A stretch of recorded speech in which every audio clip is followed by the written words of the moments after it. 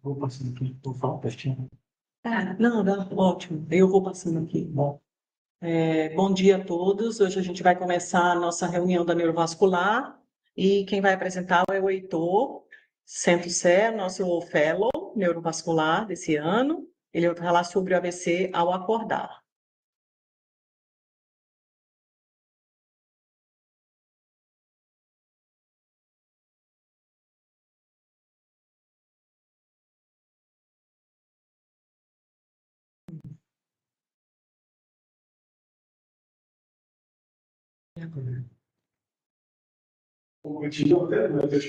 Nossa, acho que descompartilhou. Meu Deus do céu.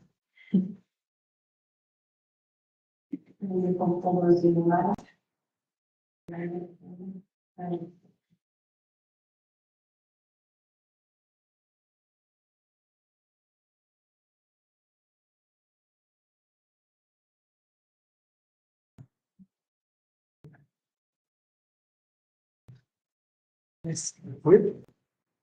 Vamos lá. Bom dia. Estamos continuidade do nosso programa de aulas aí, do FEL. Sou Heitor, como a doutora Mara falou, professor do negócio lá. A gente fala sobre um tema interessante, cada vez mais pertinente no nosso dia a dia, que é o AVC, o acordar barra de janela desconhecida. Tá? Então, só para a gente entender a relevância, quando a gente pensa no AVC, o acordar, a intenção é que a gente falasse se existe ou não um processo patológico diferente do AVC, o acordar, ou do AVC de janela conhecida, o papel da neuroimagem avançada, e mesmo sendo muito heterogênea em torno do Brasil, né, a acessibilidade dele, no contexto que estamos inseridos aqui, por exemplo, em São Paulo, no Hospital São Paulo, a neuroimagem avançada já é do nosso dia a dia, a gente tem que saber utilizar essa ferramenta. E saber, lá nos trabalhos, como isso foi validado para o nosso dia a dia. A gente vai falar sobre o Extend ID e sobre o ECAPSTO. E a gente vai ver que foram analisadas coisas diferentes, apesar dos dois terem sido bem associados. Então, só contextualizando o tema, o AVC, eu vou abordar de forma muito objetiva, é o AVC isquêmico que acontece após o despertar do paciente. Então, o primeiro conceito que aqui tem que ficar fixado, a última vez visto bem. O que isso significa? A pergunta mais feita que a gente faz no pronto-socorro de neurologia para o paciente no AVC agudo é essa. Qual foi a última vez visto bem desse paciente? No paciente que tem um AVC ao acordar, a última vez visto bem se refere ao início do sono na noite anterior. Então, em miúdos, seu José acordou às 6 da manhã com sintomas. Qual foi a última vez visto bem de seu José? Às 23 horas do dia anterior que ele iniciou o sono. Esse lapso de horas entre o início do sono e ao acordar fazia com que a maioria desses pacientes fossem excluídos dos protocolos de trombose. Então, o que era definido pelo MIDS e pelo ECA3? Que até 4 horas e meia, esse tempo cronológico era a janela terapêutica que tinha sido comprovada com sucesso nesses dois trabalhos. Então, esses pacientes que tinham esse lapso de horas, mesmo sem nenhuma contraindicação outra que não tem, eram deixados de lado para a realização da trombose. E aí se foi estudado a prevalência quantitativamente desses pacientes que têm AVCs ao despertar. Será que realmente tem uma prevalência muito significativa? E estudos retrospectivos em algumas séries mostraram que até 30% de todos os eventos cerebrovasculares acontecem ao despertar do paciente. E isso, mais quantitativo ainda, mais de 3 milhões de pacientes potencialmente elegíveis, ou seja, sem nenhuma outra contraindicação que não o tempo, naquela janela pré-determinada de até 4 horas e meia, eram deixados de receber uma terapia de reperfusão. Ou seja, a primeira pergunta está respondida. Existe uma relevância epidemiológica muito significativa desse subgrupo de pacientes com AVC. Vai passar. E aí, quem começou a estudar, a manejar o AVC e o acordar, tinha 2 questionamentos direcionados a esse tipo de paciente. Primeiro deles, existe algum processo patológico que diferencia o AVC de janela conhecida do paciente com AVC de janela desconhecida, ao acordar? E o segundo é, beleza, estou diante desse paciente, como selecionar esse paciente para se enquadrar em critério de terapia de reperfusão aguda? A gente não tinha essa resposta ainda. Então, vamos tentar responder o primeiro ponto. Falando da fisiopatologia do AVC ao acordar. Será que existe realmente uma diferença? Então, assim, existia nos estudos de fisiologia uma suposição de que o AVC ao acordar estaria diretamente associado às mudanças circadianas normais, principalmente nas flutuações autonômicas e cardiovasculares. Os estudos de fisiologia geralmente dividem o nosso dia em intervalos de 3 a 6 horas. E o que se mostrava nesses estudos de fisiologia? Que existia um pico repetidamente replicado nesses estudos de AVC ao despertar. Uma meta-análise de 1998, de 30 estudos, quase 12 mil pacientes, existia uma taxa de 55% de AVCI e 50% de AIT entre 6 da manhã e meio-dia. Então, se questionou, por que existe essa predominância tão importante de AVC nesse período do despertar? Então, alguns postulados foram feitos do ponto de vista fisiopatológico.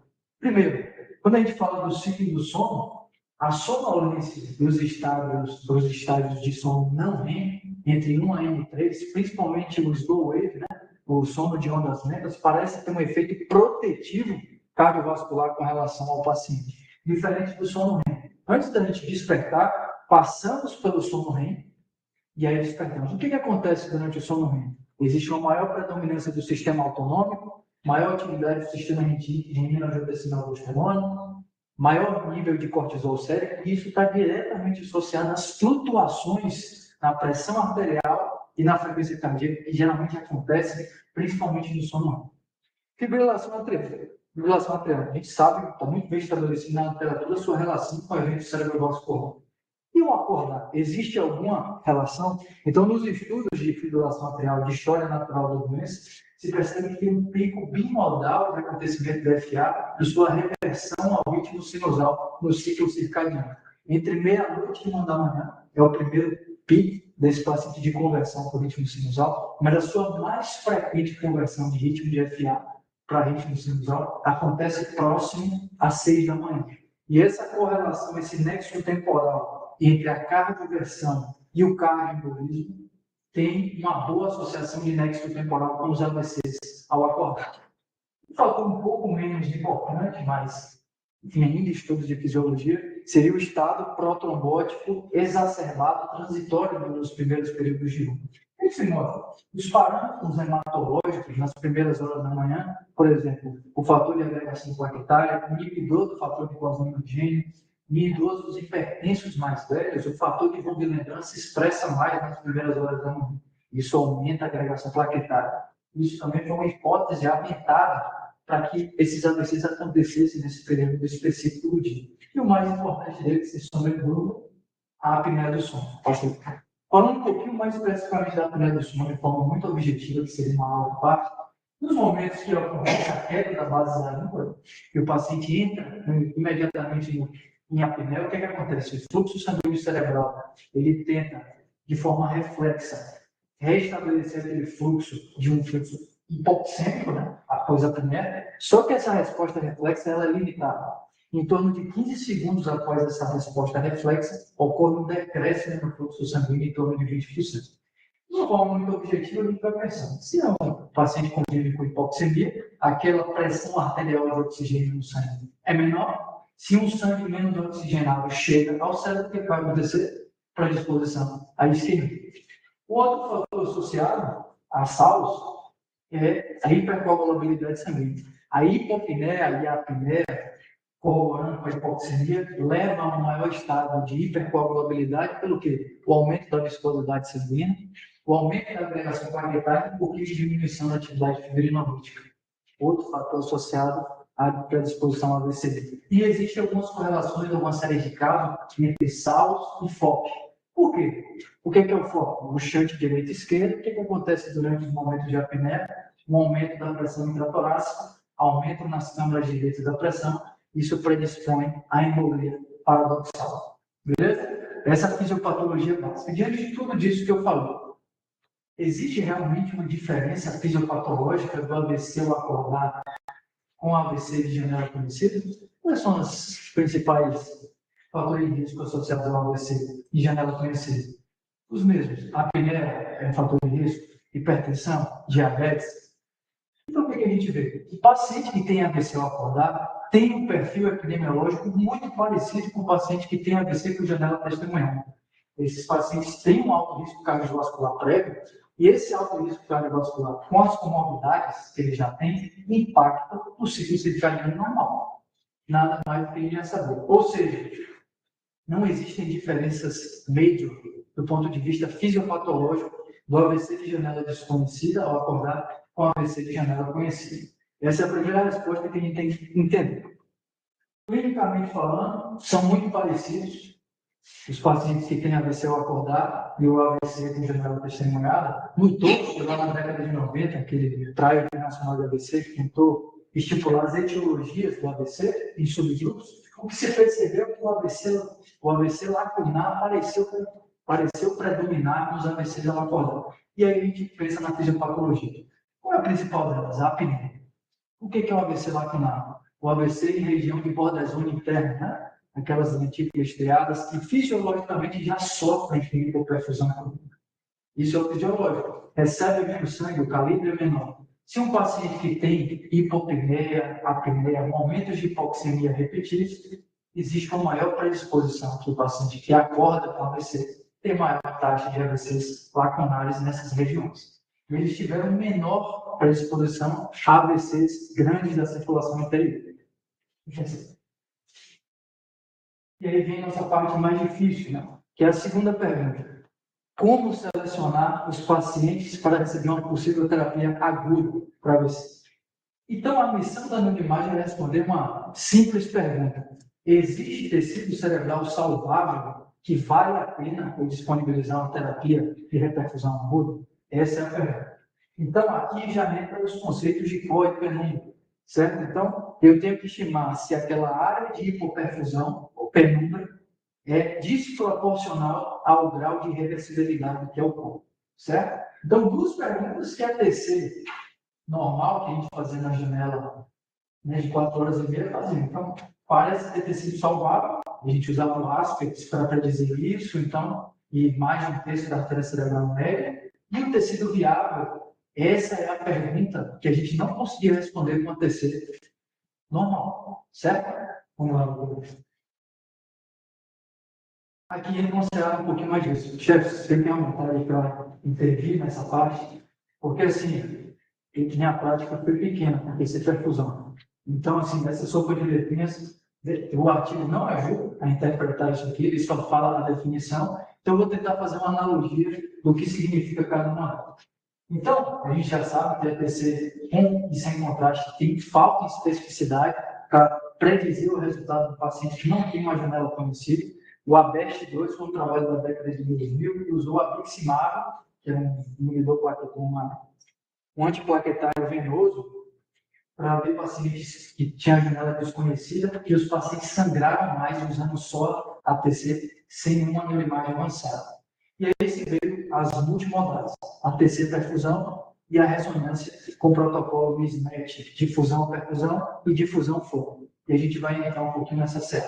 A TC perfusão, a gente tem essa sopa de letreiro CDV, CDF, MPT, TTP. O que é a TC perfusão? Perfusão é uma ferramenta qualitativa para a gente perceber o que o volume e o fluxo sanguíneo nessa região, se existe um mismatch. CDV, volume sanguíneo cerebral. É todo o sangue que chega naquela região. CBF, fluxo sanguíneo cerebral. O que seria o fluxo? Vamos pensar numa via. Carros passando. Eu estou chegando naquele bairro específico. Se eu tenho um acidente, eu tenho uma obstrução naquele fluxo de carros. Aquele bairro chegará menos carros. O CBF seria basicamente isso. Quantidade de carros que está chegando naquela determinada região. CBV. O que acontece na fase aguda do AVC? Participe, por favor. O que acontece? Tem uma obstrução aguda. O que o corpo tenta fazer? Ele tenta vencer aquela obstrução. O volume sanguíneo cerebral total, ou ele se mantém estável, tentando vencer aquela obstrução, ou ele aumenta. Então, o que você faz? Você colateraliza aquela via. Se eu estou dentro de um engarrafamento, eu vou pegando as vias colaterais. Beleza? O MPT é o tempo máximo, tempo médio de trânsito. O que isso significa? É o tempo pelo qual a célula sanguínea vermelha, do inflow arterial até o outflow venoso. É a lavagem daquele contraste. E o tempo de pico, tempo para o pico, é o tempo pelo qual você injeta o contraste e ele chega naquela região de interesse de estudo. Beleza? Pronto. De forma geral, a gente falou do engarrafamento. Tem uma obstrução aguda naquele bairro que eu queria chegar. O que acontece? O fluxo naquela região diminui. Tem uma obstrução. O CBF diminui. Entenda essas palavras, porque quando eu vou falar dos que tem aqui, ele usa esses parâmetros e ele mostra no web para vocês. E aí, como é que interpreta? É isso que a gente vai tentar fazer aqui hoje. O CBF diminuiu, mostrou que aquela região, o fluxo sanguíneo naquela região parou de ser permitido, diminuiu. O CDV, que é a colateralização, a tentativa de vencer aquela região, que vai ser a região de hipoperfusão crítica, ou se mantém estável, ou ele aumenta, uma tentativa de vencer aquela obstrução. O estudo de isquemia reversível. Quando ele encontra um momento que o CDF, que já estava diminuído, se encontra em conjunto com o CDV, que também está diminuído, ou seja, aquela capacidade que o corpo tem de tentar vencer aquela obstrução, também se exauriu, estamos diante de uma isquemia irreversível. E essa imagenzinha próxima Resume a uma métrica, então. O que você vai olhar? CDV. Que o CBF vai estar reduzido. Que é isso que a gente vai falar. O CBF vai ser o corpo. E essa é a métrica que a gente vai utilizar. É o CDV que vai te dizer diferenciar uma coisa da outra. Essa é a imagenzinha que aparece na terceira infusão.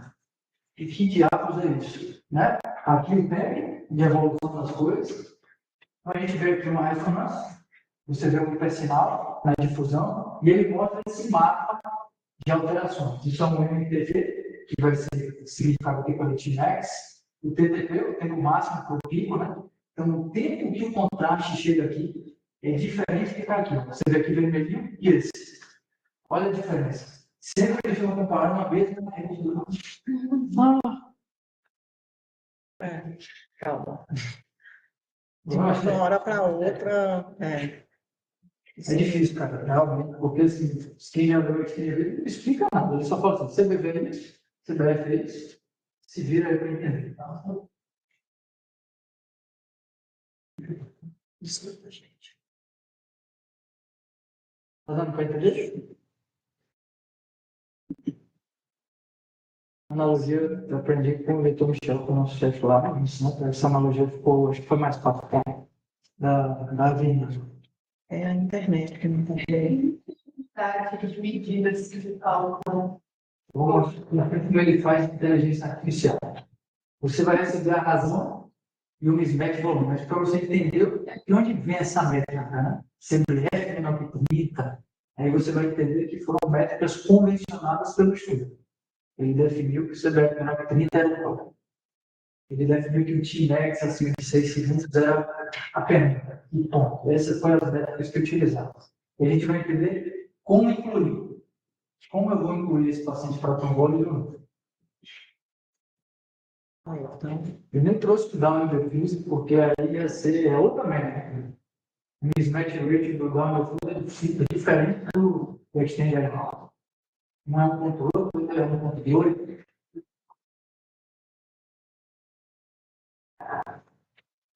E aqui eu estou nem colocando como fazer uma terceira perfusão. É isso que a gente chega. Isso aqui é uma aula do técnico de radiologia para fazer isso, porque assim, é extremamente difícil e é extremamente fácil de falsear o seu exame. Se o cara mexer, a curva já foi errada. Então a primeira coisa de interpretar isso é ver se tecnicamente foi bem feito. Me dá o. Eu acho que é da Polônia. É porque eu não trouxe, não vai ficar muita Tem uma informação. aula do Polônia sobre esse cenário que estava lá no Carol, entendeu? Vai ficar muita informação. Na prática, lá embaixo eu te falo. Injeta contraste, espera 5 segundos e Não, só isso não. não sei o que eu fiz. E ela mais atrapalha do que ajuda. Se você fizer mal feito, aí fica a difusão ou a perfusão do elástico dentro do elevado. Muito gente. Deixa eu ver se eu abro aqui, tá? Beleza, toque.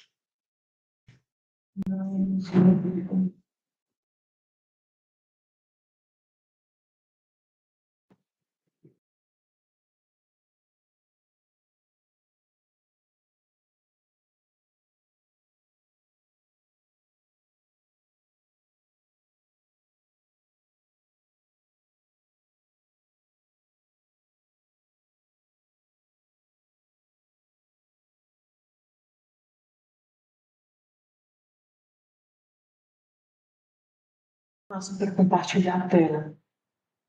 Você deve ser um apresentador. Aí como é que eu faço? Mas aqui está a Gisele, ela não tem esse poder. Você está agora me lembrando. O que que coloca? Não, eu não estou. Aparece como eu esteja, mas eu não estou. Eu não estou compartilhando. É algum bug aqui do.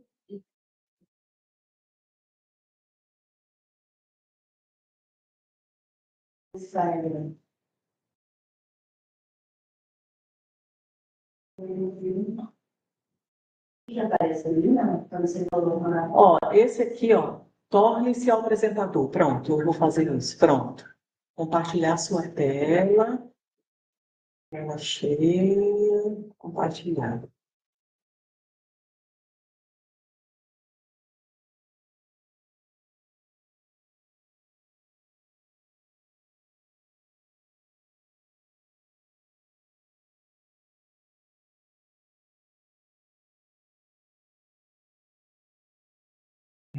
É assim, tá? Pronto. Isso. Aí a gente tem que.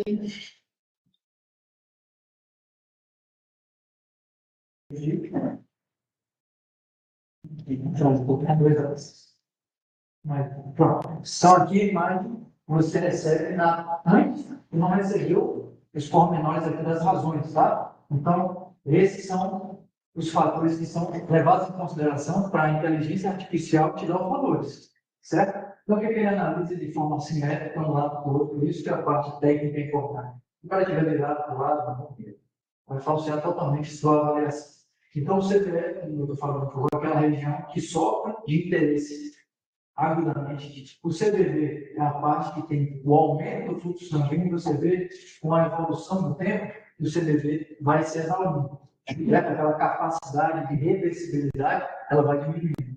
O tempo máximo é que o contraste chega e sua assimetria. Se tem uma estrutura, obviamente, que o tempo que o contraste faz para lavar esse contraste aumenta.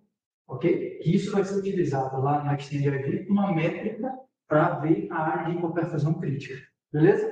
Próximo slide. Falamos da TC perfusão. A gente vai falar agora da ressonância e o protocolo mismatch flare de fusão. Temos que entender que são protocolos diferentes, ok? Uma coisa é flare de fusão, outra coisa é difusão perfusão. Vamos lá. Então, a imagem baseada em ressonância não tem dúvida nenhuma para ninguém que tem muito maior sensibilidade e especificidade, principalmente para quê? Para identificar o core isquêmico de forma hiperaguda. Então, a gente sabe o princípio da anisotropia da água. A água se movimenta em todas as direções. Quando você tem um AVC, bomba sólida de potássio perde sua função agudamente. O que acontece com a água? Fica parado. O que acontece na difusão? Brilho, restrição à difusão das moléculas de água. Em 5 a 15 minutos, já brilha. O que o flare mostra? O flare mostra as mesmas coisas que a difusão, só que o edema citocólico só acontece de forma mais tardia. Então, de 3 a 6 horas, o cutoff a gente sabe que é até 4 horas e meia. Então, o flare nos diz, mais ou menos, que dentro de 4 horas e meia aconteceu aquele evento. Beleza? Então, a nossa função no mismatch flare de fusão não é ver tecido cerebral de água. A nossa missão no flare de fusão é estimar se aquele paciente que está ali na sua frente está dentro da janela segura que conhecemos de 0 a 4 horas e meia. Próximo. Aqui só para exemplificar o tempo. Então, dentro de 3 horas do início dos sintomas, a sensibilidade e especificidade do mismatch flare de fusão é total, 90% a 93%. Só que a gente sabe que o flare, ali de 3 a 6 horas, nas 4 horas e meia que a gente usa no delta, ele vai estar alterado. Ou seja, um DWI positivo e um flare negativo é o mismatch flare de fusão. E a gente corrobora em dizer, esse paciente tem menos de 4 horas e meia do início dos sintomas. Então, só para exemplificar, aqui a gente tem um DWI positivo, um flare negativo, né? Esse aqui está melhor. Pronto, esse aqui está melhor. DWI positivo e um flare negativo. E vários exemplos. Então, já, você quer ir dois, para você que vai para o para a porta do pronto-socorro. É uma janela de cá, o que eu quero ver? Eu quero desvete, eu tenho brilhado na difusão, mas não brilha dentro. Ou seja, tem menos do que 4 horas e meia de sintomas. Tá falando? Esse mismatch é qualitativo ou pode ser quantitativo? Isso eu. O que significa? Porque nos trials tudo foi quantitativo. Mas na vida real você pode usar quali no sentido de que é a mão que está ali, que é outra coisa que está ali. Mas o que a gente tem que entender, isso aqui não necessariamente é cor. A difusão brilhando não necessariamente corresponde a só o pós-químico. A difusão tem tanto o corpo quanto a penumbra. Então, isso aqui é uma métrica de tempo. Isso aqui a gente não está vendo janela biológica. Eu não sei qual é o tecido cerebral saudável aqui. Eu só sei te dizer que tem menos do que 4 horas e meia. Ponto. Próximo. E o mismatch difusão-perfusão é diferente do mismatch difusão-flare. São vários nomes para a gente se ambientar. Então, o que acontece com a oclusão do vaso? O que acontece? Aquela região de interesse principal fica irreversível, o seu fluxo sanguíneo, que é o corpo, e a região pele-corpo se chama hipoperfusão crítica, chamada de penumbra. Então, o DWI foi convencionado quando positivo no protocolo mismatch flare-difusão como pós-químico. Nesses protocolos é dito como isso. E o PWI, que é a perfusão, mostra a informação sobre a microcirculação daquela região. O que existe ainda de possivelmente salvável com a penumbra? Vamos lá. E aí a gente entra nisso aqui. Então, o mismatch perfusão-difusão é a diferença entre a área do infarto, o defeito na difusão, e a área da perfusão comprometida. Porque não é simplesmente quantitativo. Preste atenção. Brilhou, rosinha. Isso aqui foi convencionado como CDF menor que 30. Eu vou mostrar o XT ali e de onde vieram essas. Mas essas imagens não são mismatch perfusão-difusão. Essas são de uma CT perfusão. Essa é a perfusão. Perfeito, mas é o mesmo protocolo que você usa na ressonância. Você está querendo fazer uma comparação. Isso. Então. E aqui, verdinho, você tem uma região de hipoperfusão crítica. Presta atenção. Essa área está dentro dessa. E aí, a difusão consegue te dizer o que é corpo e o que é penumbra? Não. Por isso que eu preciso usar o mismatch difusão-perfusão. E o que ele faz? Ele diminui essa área dessa. E eu preciso saber essa razão. É isso sobre isso. E ele dá uma razão na inteligência artificial. Ele diminui isso, disso, e te dá o volume da diferença entre o que é penumbra e o que é corpo. Aqui, corpo, 49 ml, penumbra, 112 ml. Um pelo outro, 63 ml. Um sobre o outro, no mismatch rate de 2.3.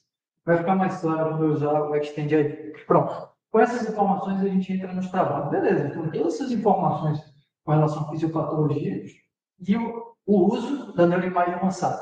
Mas para a gente incluir paciente cardíacos, a gente tem que validar. O primeiro trabalho importante, que a gente vai ver que são duas coisas diferentes que foram avaliadas e colocaram no mesmo balaio, foi o Extend IV, que foi a tomose guiada pela imagem de perfusão até 9 horas do início dos sintomas. Vamos lá. Então, eles usaram aquele background que a gente tinha conversado. Os guidelines. Peraí.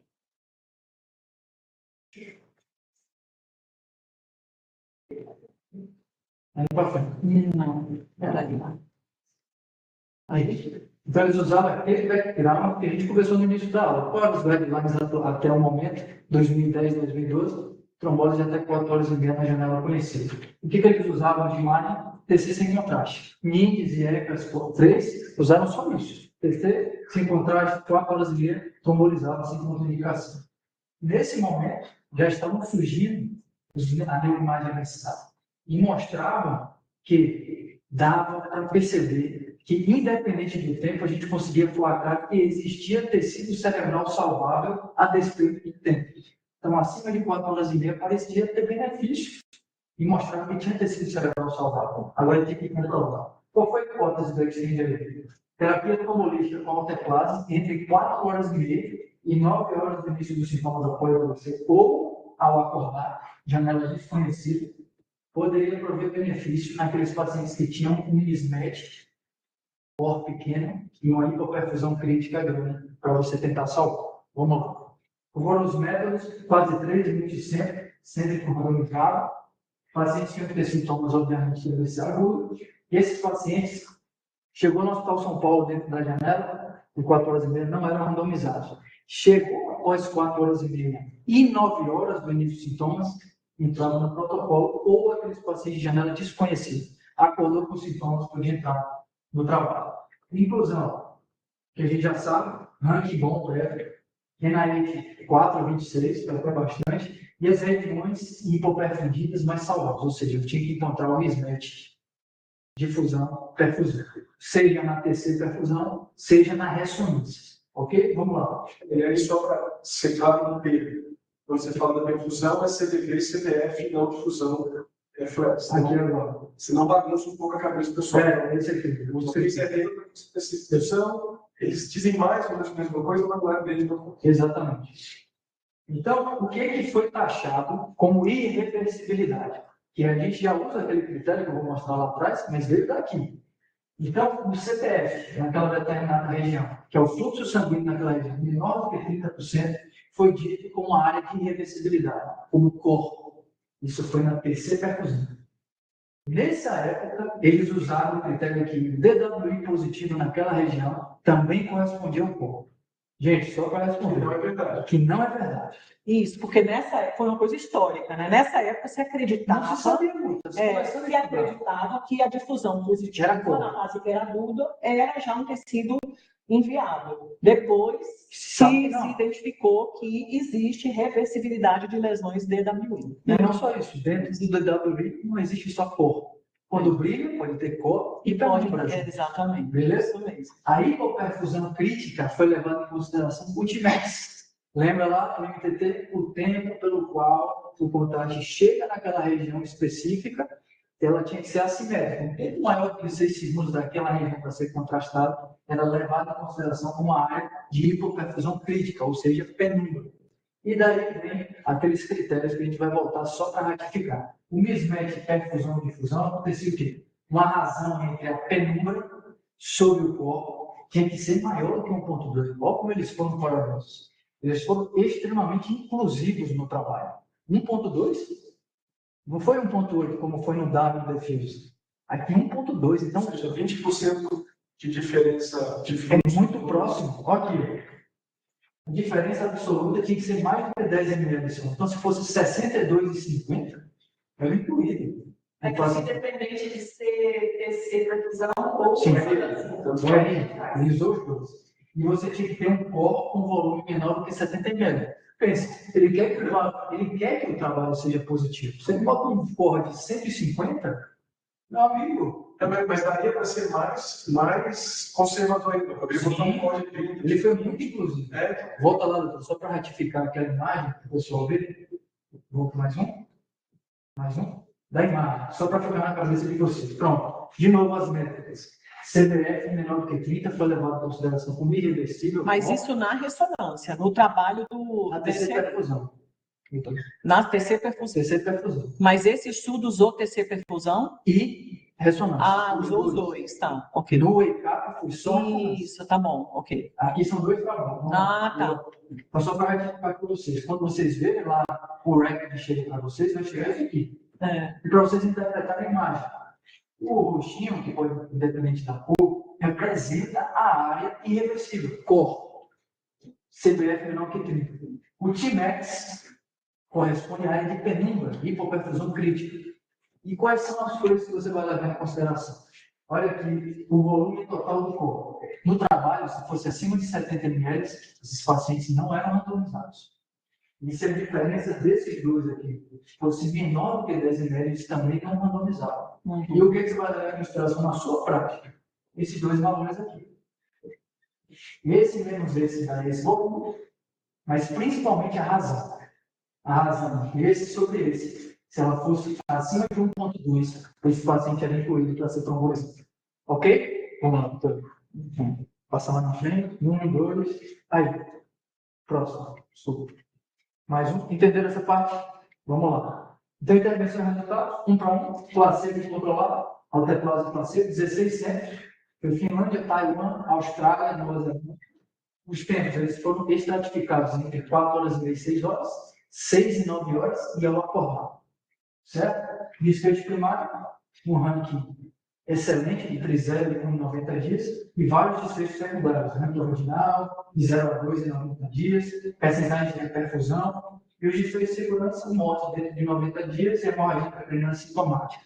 Para ficar claro, sintomático representa o hematoma tipo 2, o ECAS 4 lá naquela definição, que é mais de 30% do volume, com efeito de massa. Isso é o ECAS 2, dentro de 36 horas após a intervenção, na hora do total. Então, aqui o baseline do trabalho. Vamos ver que é bem equilibrado um do outro, idade, sexo. Olhem os NAEs. Isso vai ser uma discussão do wake-up, que é o próximo trabalho. São NAEs significativos, 12 no grupo autoplase e 10. É um NAE importante, incapacitante. Se você olhar aqui a quantidade de pacientes com fibrilação atrial bem regular, olha os tempos, olha a importância da observação automata. Quase 65% dos pacientes estavam nesse subgrupo que acordavam com os sintomas e corroboram com a literatura, certo? Ó, média de tempo para o paciente chegar ao hospital alto, 308 minutos e 300 minutos aqui do outro lado, e olha a quantidade de tempo entre o início dos sintomas e o terapia trombolítica, 7 a 8 horas no início. É bastante tempo para você iniciar a trombose. A média de tempo foi esse também. Conclusão de derivado parecida. Esses hospitais, né? Então, os hospitais taiwaneses, da Austrália e Nova Zelândia demoraram 2 horas para trombolizar. Né? A média de 120 minutos. O porta-agulha, alto, para você trombolizar. Vamos lá, doutor. Então, a eficácia. Desfecho primário, 35% no ranking 0 a 1, 29% no placebo, intervalo de confiança sem cruzar o 1 e um P com significância estatística. Desfechos secundários, análise original global, ou seja, ranking por ranking, não parece ter tido diferença. Mas quando a gente bota aqui, entre 0 a 2 desse ranking original, e tiveram mais pessoas nesse subgrupo, de 0 a 2, do que no grupo placebo. E maior status de reperfusão. Os desfechos de segurança, porcentagem de mortes em 90 dias, não teve diferença estatística, e a hemorragia sintomática, mais comum no grupo alteplase do que no grupo placebo. Mas isso é comum a toda a literatura. 5 a 7% vão sangrar com a trombose. Foi o que aconteceu no estudo. Isso aqui é a tabela de desfecho primário, a gente comparando com o grupo outro, que é estatisticamente significativo. Aqui, se a gente pegar o global, não teve diferença ranking por ranking. Mas se você olhar entre 0 a 2, que é o desfecho bom neurológico, tiveram mais pessoas no grupo alteplase do que no grupo placebo. Aqui de importante, maior taxa de recanalização e reperfusão, mais gente com melhora do status neurológico em 90 dias, que é importante, que isso foi uma métrica de desfecho secundário, e os de morte, você percebe que foram muito parecidos um grupo do outro, só que mais taxa de hemorragia sintomática foi esperado, porque não foi trombolizado, o outro não. Beleza? Vamos lá? Olha o ranking por ranking. Aqui. Vê que de 0 a 2 tiveram mais pessoas no grosso modo, contudo, não teve significância, mas a gente percebe mais pessoas no grupo de 0 a 2. Vamos lá, doutor. Discussão. Achados foram positivos? Qual foi o grande problema desse trabalho? Ele foi interrompido precocemente após a publicação do Wake Up Travel, que a gente vai falar no próximo trabalho. E a maior discussão de todas, que é surpreendente. Os dois trabalhos estavam avaliando coisas totalmente diferentes e um pegou o resultado do Wake-up, que não estava avaliando a mesma coisa, e interrompeu esse trabalho. Como dizendo que já era positivo, não tinha por que fazer o Extend IV, que eram coisas diferentes que estavam sendo avaliadas. Aqui, mais uma vez, não se estava avaliando tempo de janela, se estava avaliando a viabilidade do tecido cerebral, ou seja, janela biológica. Ok? Isso tem que ficar muito claro. O Wake-up avaliou uma coisa, esse aqui avaliou outra. Então, as limitações, término prematuro, que os pacientes, o tempo de porta-agulha elevado, eu estou falando com ele, quase mais de 2 horas para iniciar uma trombose, e sem diferença no ranking original, mas que a gente sabe que um ranking por ranking, se você botar um ranking bom, de 0 a 2, teve diferença estatística sim. Então, a conclusão é o seguinte: dentro do período de 4 horas e meia, 9 horas, isso aqui é implementado no Hospital São Paulo, vocês fazem isso aqui, após o início dos sintomas ou acordar, se houver um mismatch perfusão, difusão, ou seja, uma desproporção entre a penumbra e o pó. O uso da alteplase pareceu ter menos incapacidade neurológica se comparado com o placebo. Beleza? E aí a gente leva em consideração o próximo trabalho, que é o Wake Up. Vamos lá, doutor. Wake Up, para a gente entender. Wake Up foi a trombólise enviada por ressonância, certo, doutor? Só a ressonância, o Wake Up foi feito para pacientes com início dos sintomas indeterminados. Vamos lá. Então, foi um trabalho que usou o mesmo background que a gente conversou. Os pacientes não eram incluídos, porque não tinha guideline mostrando o tempo indeterminado. E eles, com a mesma revisão de literatura, eles mostraram aquela prevalência que a gente tinha conversado. Até 30% em alguma série de AVC mostram que o AVC ao acordar aparecia nesse subgrupo de pacientes. E aqui foi feita a abordagem com a ressonância de crânio. Aqui a gente já sabia que a difusão era muito sensível, era muito precoce, e o flare mostrava as mesmas alterações, só que mais tardiamente. Usando o mismatch flare de difusão, ele queria validar se o tratamento com alteplase poderia melhorar o desfecho funcional desses pacientes com sintomas de AVC em janela desconhecida, quando tinham mismatch flare de difusão. Vamos lá? Trabalho com centro randomizado, paciente controlado, sintoma de AVC, critério de randomização. Basicamente, tem mismatch flare de difusão? Ponto. O início dos sintomas tinha que ser desconhecidos ou acordado. Inclusão, sintomas com AVC, 18 mais anos, sem capacidade de crédito. Se o paciente tivesse a fase, por não saber dizer a hora, e o interessado também é incluído no trabalho. Vamos lá. Para vocês entenderem, vocês vão trabalhar em outros hospitais. Aí o biomédico vai te perguntar: e o que é que eu faço de ponderação na ressonância? Qual é o grande problema da ressonância? Demorava. Só que existia algum protocolo que a gente poderia fazer para rapidamente triar esse paciente para o protocolo. Então, quais são as ponderações que você está anotado que você tem que fazer na ressonância para nesse paciente para ter esse protocolo aqui, em bons hospitais, dura 7 minutos. Rápido pra caramba na ressonância. Então, o MWI, o FLAIR, o SWI, sabe para que serve? Para que serve a TC na fase aguda do AVC? Descartar a contraindicação. O SWI é a primeira ponderação a ser observada. Não é mismatch flare de difusão. A primeira ponderação a ser observada no protocolo é o SWI. Se ele tiver hipossinal lá, sangrou não. Então você pode nem olhar o mismatch flare de difusão. E o TOF é o time of flight, é o que a gente faz na ressonância sem contraste. É basicamente usar o sangue como contraste. Para quê? Ver se esse paciente também tinha oclusão de grande vaso. O que estava acontecendo ao mesmo tempo? O Diamond Diffuse. Os pacientes que tinham critérios para trombectomia, pelo Diamond Diffuse, não recebiam trombose. Eles iam para o protocolo Diamond Diffuse e eram tirados do trabalho. Se o paciente tivesse hemorragia, lesões com mais de um terço da artéria cerebral na difusão, ou tivesse uma AVC muito grave, também eram excluídos do protocolo. Randomização, 1 para 1, alteplase e placebo, 70 centros europeus, foi muito lugar que ter feito. E aí foi substratificado com idade maior ou igual a 60, menor ou igual a 60. A imagem era feita na admissão, repetia com 22 a 36 horas após trombólise ou placebo, e para avaliar a hemorragia e o volume do infarto, e a clínica era reavaliada demograficamente, história médica, NIH, ranking, tudo que a gente faz lá nos protocolos do Exchange, que a gente liga para o paciente. Vamos lá.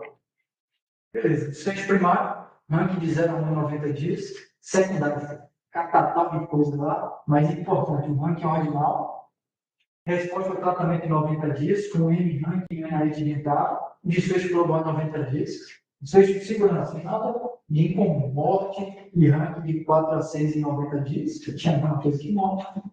E secundário, hematoma tipo 2, que você já sabe o que é, 30%, volume de efeito de massa. Aqui foi, cara, foram rastreados 1.350 pacientes inicialmente. Só o que foi randomizado, 217 de um lado, 207 do outro. Então, 2/3 da amostra não foi incluído no trabalho. Isso é uma coisa muito significativa quando a gente fala de poder estatístico para ratificar uma medida. Então, esse é o baseline. Olha que coisa importante comparativamente com a Extended. Idades parecidas, sexo masculino. Olha, 90% dos AVCs aconteceram na noite de sono. O paciente acordou com sintoma. Mais uma vez, ratificando a prevalência desse tipo de AVC no nosso dia a dia. Olha o tipo de paciente que corrobora com a fisiopatologia que a gente começou a falar. O paciente multicomórbido, que tem AVC ocular. É bem parecido a fisiopatologia da AVC congênita e a AVC congênita conhecida e desconhecida. Mas isso aqui chamou muita atenção. Olha o NIH do paciente. 6. O NIH baixo. Teoricamente, esse paciente iria bem. 6. A chance dele... E aqui ninguém fala se esse AVC foi um déficit incapacitante ou não. Afasia, enfim. Aqui a gente percebe maior predileção de oclusão de grande vaso do canal interno de volta clássica, e aqui só para vocês verem que é importante. O tamanho do AVC foi muito parecido nos dois grupos, certo? E no início dos sintomas da trombose de 3 horas. Vamos lá. Desfecho primário, olha que importante. O grupo de desfecho primário de 0 a 1 rank, 53% no grupo alteplasa, 41% no grupo placebo. Um intervalo de confiança bom e um peso significativo com relação aos dois grupos. Os desfechos secundários não puderam ser utilizados para hipotetizar, porque eles não foram corrigidos por sexo, idade. Mas o que a gente pode inferir, mesmo com essa falta de métricas estatísticas, vamos dizer assim? A resposta foi tratamento foi mais efetiva no grupo autoclasse, a história da vida melhorou, mas o volume de infarto foi muito similar, continua atenção. E o desfecho de segurança, menos gente morreu no grupo autoclasse que no grupo placebo. Teve mais mortes aqui no grupo autoclasse, mas isso é importante falar. Só 5 pacientes sangraram de hemorragia sintomática, 4 morreram pelo AVCH. O resto morreram por outras causas, não AVCH. Isso é importante para não falsear a nossa análise e dizer que é inseguro fazer em tratamento. Beleza? Desfecho secundário, mais gente sangrou, uma clínica de não autoclasse e os eventos adversos foram parecidos.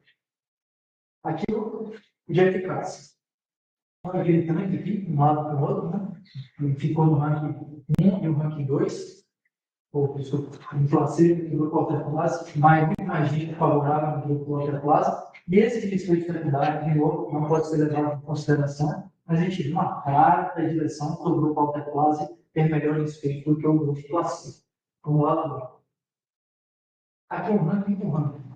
Se a gente olha, ele não foi derivado na questão sexo, idade, só que a gente percebe que 0 a 2 foi muito maior do que no grupo placebo, certo? Se a gente olhar a métrica aqui, olhando, gradualmente, muito mais 20 entre o 0 e 1 do que o 0 e 2, ou do que o placebo, desculpa. Pode ir. Esse aqui é o desfecho de segurança. Importante. Menos gente faleceu no grupo autoclase que no grupo placebo. A morte em 90 dias morreu mais autoclase, mas sempre lembrando, tiveram 5 hemorragias sintomáticas. Certo? E 4 desses morreram por isso, e os outros 6 morreram por outras causas não neurológicas. Ok? Acho que é isso, é importante. E a discussão, já é o último slide, só para a gente chegar no final. Então, os achados foram positivos, certo? Do trabalho, você viu uma positividade muito grande no grupo que fez autoclase, que teve um mismatch de inclusão.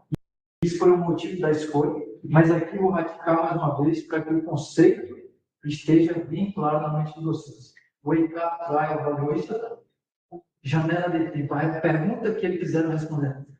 O mismatch de inclusão, botando esse paciente que era desconhecido naquele de 0 a 4 horas e meia, era seguro? É efetivo? Sim. Não foi avaliado aqui se tinha cérebro viável. Só queria responder. É de 0 a 4 horas e meia? Sim, vai para trombose. Isso foi positivo. Quais são as limitações do estudo? 2 terços dos pacientes não preencheram o critério. Mais do que da metade da amostra foi tirada porque não preencheu o critério imaginológico. O trial foi descontinuado precocemente porque o fundo que investia no Wake Up começou a diminuir, tivemos que finalizar precocemente o trabalho, e a captação de pacientes foi muito lenta, eles chegaram a terminar precoce, e isso é uma das principais perguntas que, quando a gente pensa no ANIS, por exemplo, trombólise versus DAPT, naqueles pacientes com NIH não incapacitante, os pacientes com NIH acima de 10. Será que eles iam melhorar independente da trombólise? E foram NIH muito baixos. 6. Será que foi a trombólise que fez eles melhorarem? Ou eles já tinham um desfecho muito bom? A despeito da trombólise. O ARAMIS e outros trabalhos mais recentes mostram trombose não é superior à TAP, indirect não incapacitante. Essa é uma pergunta a ser feita que ele não conseguiu ter estatístico para responder. E aqui a conclusão do trabalho, que se você tiver um flare de fusão compatível, vale a pena você trombolizar o paciente em janela desconhecida. É isso que eu tinha para falar. Muito obrigado.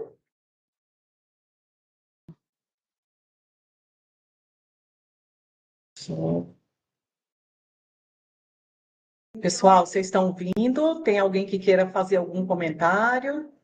Estamos ouvindo bem, Mara, tá perfeita. Estou ouvindo. Eu gostaria de fazer um comentário, professora. A Alessandra quer falar? Sim, estão me ouvindo? Sim. Parabéns, Tamo, Heitor, Ale. pela aula, foi muito boa. E eu gostei muito que você tentou simplificar essa parte da perfusão da CT, né? Porque às vezes a gente pode, assim, ó, como para muitas pessoas é um conceito novo, pode ficar às vezes um pouco complexo. Mas aí eu trago para a dica de 2 artigos do jornal do Practical Neurology. Um de CT perfusão, em que ele fala coisas importantíssimas em relação à aquisição dessas imagens, principalmente nas curvas de fluxo de input e output. Porque, assim, apesar da gente falar em inteligência artificial, é uma inteligência artificial que fala, que faz, mas é por trás de algoritmos e a aquisição tem que passar pela nossa vista, assim, a gente não pode ver só o resultado, a gente tem que ver se a imagem foi adquirida de forma adequada. Exato. Senão a Isso mesmo. gente tem essa perda de qualidade mesmo, a gente tem um exame falseado, infelizmente. O paciente tem que estar com a cabeça parada, tem que ter todo um preparo da equipe da radiologia. Então, eu falo isso de experiência própria, porque a gente já teve muita dificuldade com perfusão lá no Hospital Geral de Fortaleza, porque por conta do preparo da equipe da radiologia mesmo, né? Porque a imagem vai para o centro, é processada do jeito que é adquirida, né? Sim. E outro artigo bem interessante que também fala sobre inteligência artificial é do Digital Neurons Dream of Electric Chip. E ele fala sobre a participação da inteligência artificial nas decisões, que na verdade são apenas uma parte, né, das nossas subanálises. E como o Heitor pontuou bem, na verdade ela faz parte de algo muito maior, que são os estudos para a gente definir o que é tecido salvável ainda, o que é janela. Então, eu só queria trazer esses 2 pontos que eu acho que é a melhor união entre inteligência artificial e a nossa decisão clínica. Excelente. Tá ótimo. Quer falar alguma coisa? Jade? Acho que é interessante a gente falar também da pinectoplase, né? Que também na janela estendida até 24 horas e tem 2 estudos completantes, né? Então, tem timers que foi negativo, pacientes com para trombólise em 4 horas e meia até 24 horas, mas a maioria dos pacientes tinham ido para trombectomia, em pacientes com fusão de grande vaso. E o TRACE-3, que é um estudo chinês, que mostrou com smash maior que 0,8, que tinha benefício da pinectoplase dos pacientes com fusão de grande vaso que não foram submetidos à pinectomia. Em 4 horas e meia, 24 horas. Então, talvez é algo que a gente vai também utilizar uma janela ainda maior, no caso. Né? Mas é muito interessante, acho que você tem uma oratória muito boa, primeiro, parabéns. E é muito interessante você mostrar assim, as limitações de cada um desses estudos, né? Às vezes a gente olha por cima, né? Só tem realmente aí, muito bom. vamos individualizando. E nenhum deles teve estudo de base, tá? Não é para saber se... Tem. Todos eles têm. Todos eles têm. mas não é No escritório você vê, né? Porque a TC perfusão mostra lá uma fusão, a chegada do contraste está prejudicada. E a ressonância é top. Mostra a fusão também. Mas não usam isso como... Não, isso eu boto na subanálise, com tantos por cento possível, mas isso não foi levado em consideração na análise. E no Extend IV teve maior taxa de reperfusão e recanalização dos pacientes que foram trombolizados. Isso não foi levado em consideração no resultado. Tá? E nada disso está em guideline, né? Ainda não. Isso. Não, porque O Extend IV não. A UECAP tá. O ECAP e o Extend, sim, mas os de Mas teletrabalho. acho que o Extend aí também não tá, porque ele não teve poder estatístico para bater o martelo feito arrastado precocemente. Ele não é guideline. A gente faz porque tem. Mas eu acho que já tem menção dele no guideline. Eu acho que tem uma classificação 2A no guideline para perfusão, para Exatamente, uso não na é perfusão. A, mas E aí, tem uma incluindo o menção. Extend IV e as subanálises, porque ele foi analisado em conjunto com o EPITET e com o Diffuse. Tem outro trial do Gregory Abbott, que eu acho que é Diffuse, tem um Diffuse de trombectomia, eu acho que tem um trial que é o Diffuse, o primeiro Diffuse, que eu acho que foi com trombólise. Então, tem uma publicação conjunta que eu acho que está na diretriz, então eu posso até estar enganada. Mas eu acho que... Diffuse IV. Diffuse IV, exatamente, isso.